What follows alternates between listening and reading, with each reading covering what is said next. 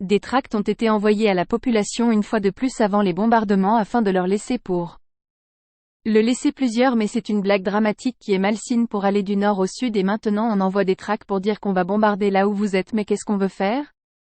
Karim Zeribi recadre un reportage de CNews concernant les exécutions commises par l'occupation israélienne à Gaza, alors que le nombre de victimes dans l'enclave palestinienne s'élève à plus de 21 000, y compris 8 000 enfants qui ont été tués par les bombardements de l'armée de l'air. Certains médias continuent de propager la propagande de l'occupation israélienne en affirmant qu'Israël a prévenu les civils palestiniens avant de lancer ces bombes, ce qui a indigné l'ancien député européen Karim Zeribi. Cette affirmation illustre la propagande du journaliste de CNews, Michael Dorian, en rappelant que Gaza est sous blocus et que aucun de ses habitants ne peut échapper aux bombes aveugles de l'occupation israélienne.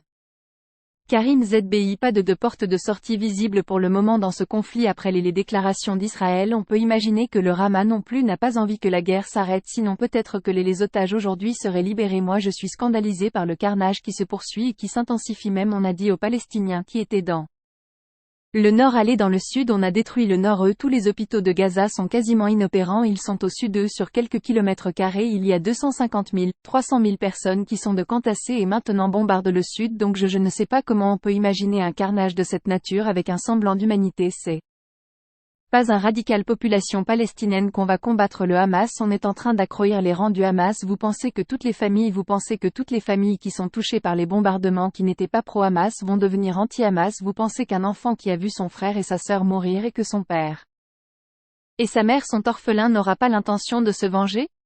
Vous pensez que quelqu'un qui a été blessé par une bombe alors qu'il était innocent n'aura pas l'intention de se venger?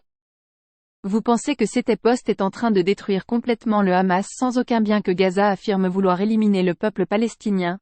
Cela est une erreur politique de l'État qui ne respecte pas le droit international. Pour moi, Netanya est un fou, c'est un criminel qui a des attitudes messianiques. Quand on parle de terrorisme, on ne pense pas aux populations civiles. Après avoir parlé sur le terrorisme, on a entendu des blagues dramatiques sur le fait que des tracts avaient été envoyés à la population avant les bombardements pour la laisser tranquille.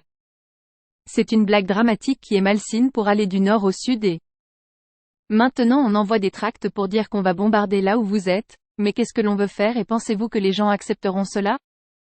Excusez-moi, nous parlons de civilisation, mais c'est nous qui sommes la grande civilisation qui enseigne l'humanisme, mais il faut arrêter, c'est pas comme ça que nous combattons le terrorisme.